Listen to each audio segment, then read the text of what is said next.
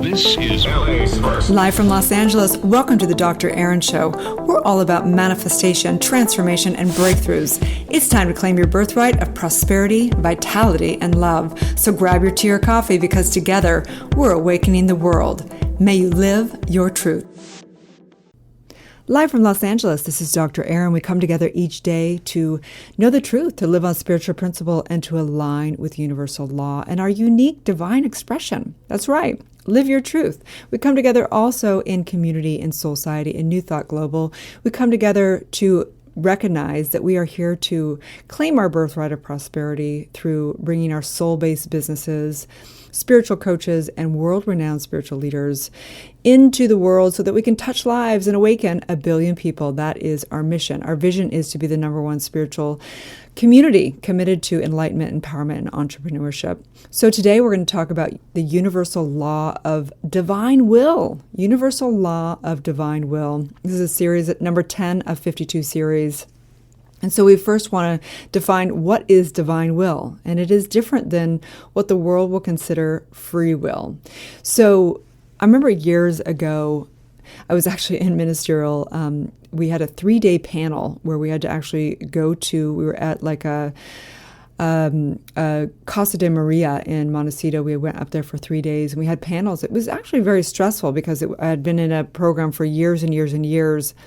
And we had the possibility of passing or not passing, doing our exams, our orals, and having this thing where it's like, oh my gosh, like I've put so much time and effort and years into this course and into all this. What if they fail me? And it was like, whoa.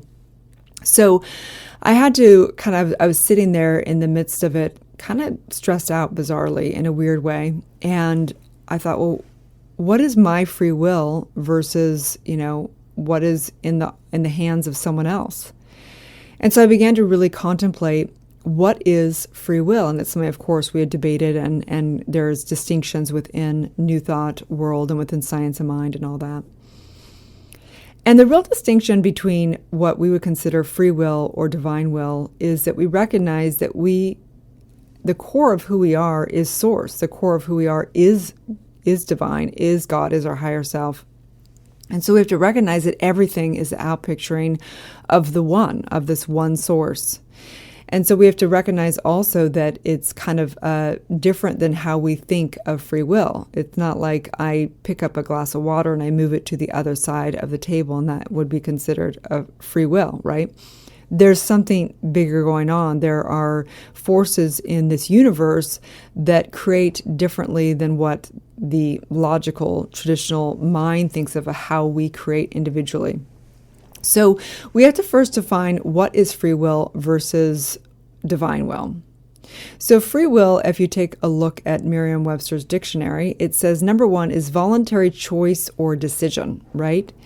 Number 2 is freedom of humans to make choices that are not determined prior cause or by divine intervention. So first of all, as a spiritualist, we would never agree with that in that we recognize we are divine and we are all the prior causes, right? So we have to really recognize and make the distinction that we are not just the individual, we are the individual consciousness, the collective consciousness, and the cosmic consciousness. We are the I am, we are the one, okay? So then we have to really look at what is divine will then. Divine will is really understanding that it is all from one cause. The first cause, which is spirit, which is source, which is divine, okay? So from a Stanford perspective, if you do some research on what free will is, right? So they have the debate within Stanford of for and against free will, basically. So if you look at it, the real argument against free will is, according to this debate within Stanford, the side that argues against free will states there are both a priori and empirical arguments against free will. Several of these start with an argument that free will is incompatible with causal determinism. So we have to look at what causal determinism, and sorry for getting a little bit deep, this might be a little bit boring for just a moment, but bear with me, okay? So causal determinism is how you cause it, right? So we have to really think of, and it's obviously a lot more in depth of that. But the argument in Stanford for free will And this, I think, is what's really important to really take a look at, because I truly believe that science and big universities and stuff will come to the same truths as we already know in spirituality for years and years, right? So the argument is, if one is an incompatibilist, really, then the cause for and the reality for free will requires evidence for being effective agents who are the most part aware of what we do and why we're doing it. Okay, so really, free will in the eyes of, say, a Stanford or a big university is saying, are we aware of our choices, right? Versus just being out of the subconscious mind or out of some reptilian, we're just, computer type of a thing, right? If one really is an incompatibilist, really understanding this cause of determinism occurring in the right location is in this process leading from deliberation to action. Many think that we already have third, personal, neutral scientific evidence for much of human behavior satisfying modest incompatibilist requirements, such as Fisher and Revisa, sorry, that name's hard to pronounce. So basically they're saying that they do already scientifically have the evidence basically for against causal determinism. Okay, so we need to break this on down, because if you are a spiritual coach, because really my audience, my community are people who really want to understand, they've had a divine calling, to have a spiritual calling. Generally, the people that are in my tribe, if you will, or listen to this podcast are really kind of obsessed with consciousness, kind of obsessed with spirituality. And you need to be able to if somebody says, we don't have free will, you need to be able to say, well, from our perspective, from a spiritualist perspective, or from a New Thought perspective, or from a science of mind perspective, what is the answer? How do we make the case that we do have free will in the perspective that really free will is divine will? Because we don't see any difference, because it is really the ignorance, if you will, of understanding our true nature. And our true nature is one with all of life, and science proves that now. So we have to be able to argue for the truth, and that's why we get to be righteous, right? So the universal law of free will basically is that the absolute truth is God's will, is your will.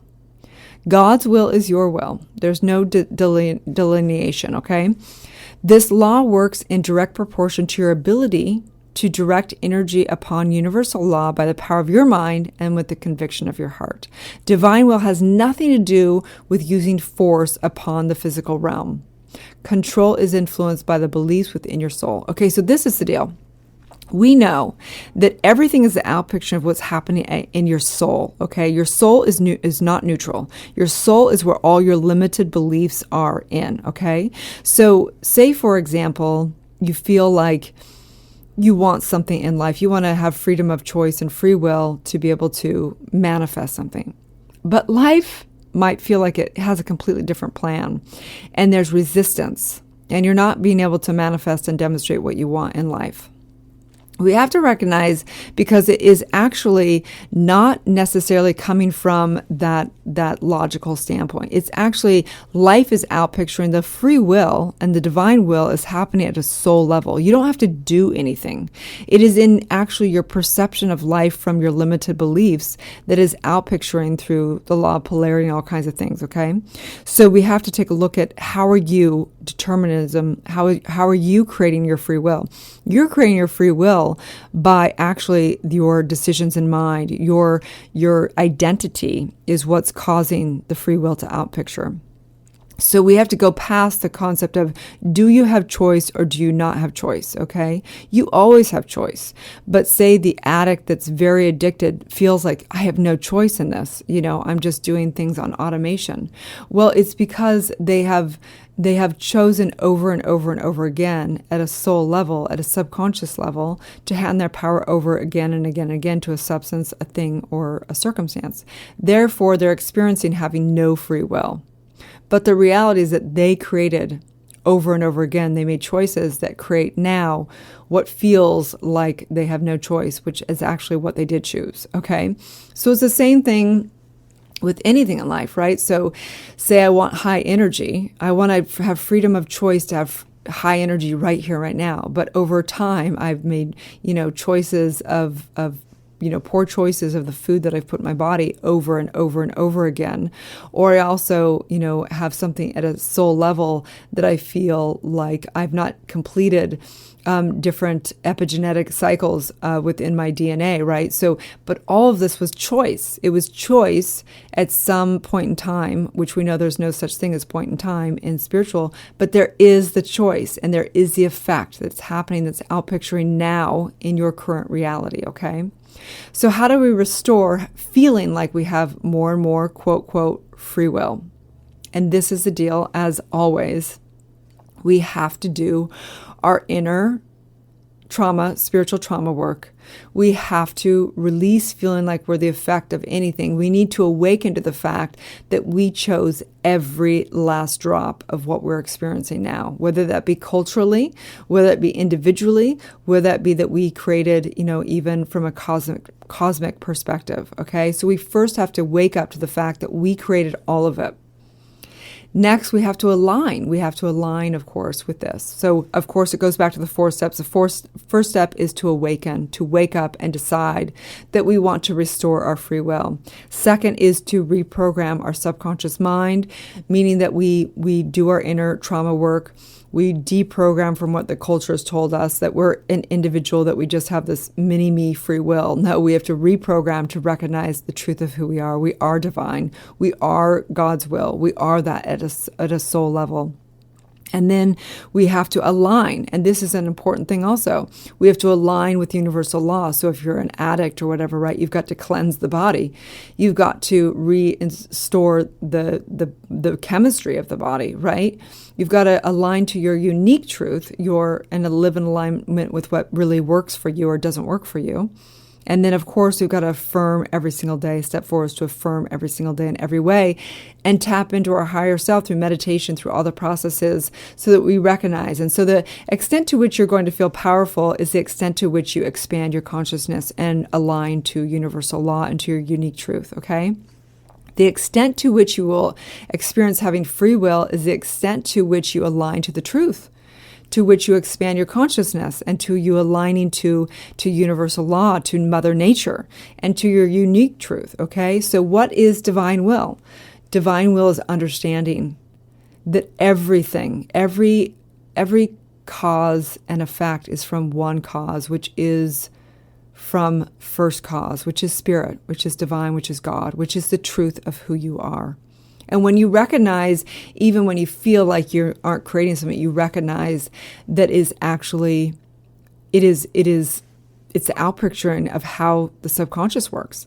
It's the outpicturing of how your beliefs work through universal law. It's the outpicturing of how the gravity works and how Mother Nature works, because there is a divine order to this universe. And when you recognize that it's all in accordance with what you created, the true self, the God self, then you recognize that you always have new choice, because you can get into directing new energy upon mind and creating something new in your life. And that's why we call it new thought, because new thought is recognizing that we always have the choice for a new thought. That really is free will. And that is what I almost feel like the entire industry should be named after, right? So there's a very famous book called Spirits in Rebellion. And it's a book we had to read in ministerial school to understand what is new thought.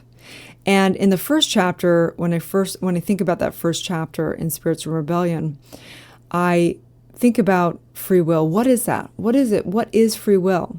And I think that Charles S. Braden, who wrote the book, gives an in-depth overview of what is new thought.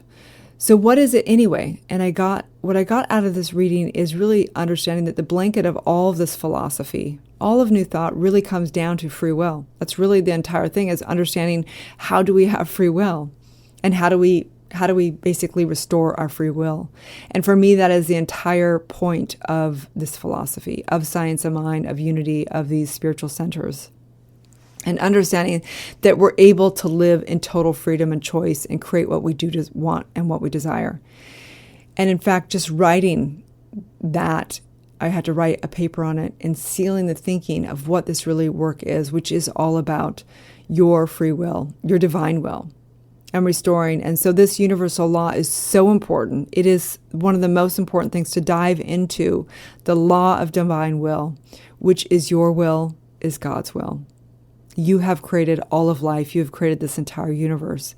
And everything is the outpicturing of that. And everything is the outpicturing of what you truly believe, which is what you be and what you live. And you are such a powerful spiritual being that the moment you even consider yourself to be, you set the entire stream of universal law, of divine will into order. And so I simply know this, the truth of who you are.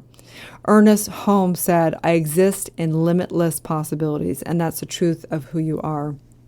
And the author, Schopenhauer, said, man can do what he wills, but he cannot will what he wills, meaning that it always happens differently than what our logical mind thinks, because our logical mind can't even grasp at some points in time this thing called universal law. But that's why I truly believe that understanding universal law helps you understand it logically.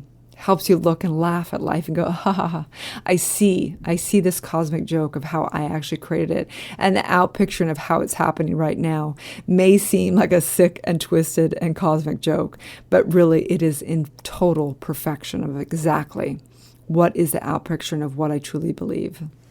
So in that, may you awaken, may you live your truth, and may you have the best day ever, you guys. Have a wonderful day. May you live your truth.